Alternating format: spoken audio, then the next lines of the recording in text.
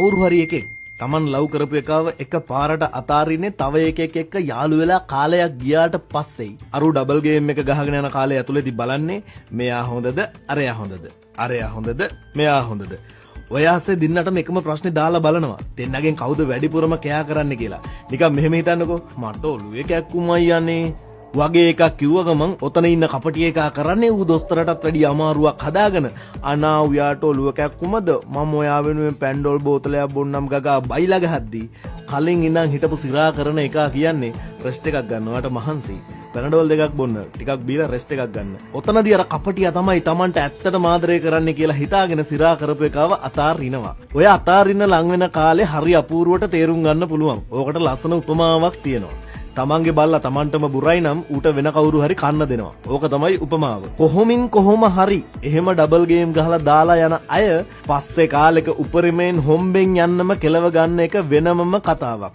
ඉතින් කාට හරි මේ විදිහේ අත්දැකීම් බෙදා ගන්න තියෙනවා නම් අන්න පහල කමෙන්ට් සෙක්ෂන් එක තියෙනවා. ගිහින් අතාරින්න පතුරු යවන්න ඔයාගේ අදහස්. පුළුවන් තරම් මේ කතාව ෂෙයා කරන්න. තව වීඩියෝ එකකින් හම්බෙනකම් පරිස්සමට ඉන්න ඕන. good luck.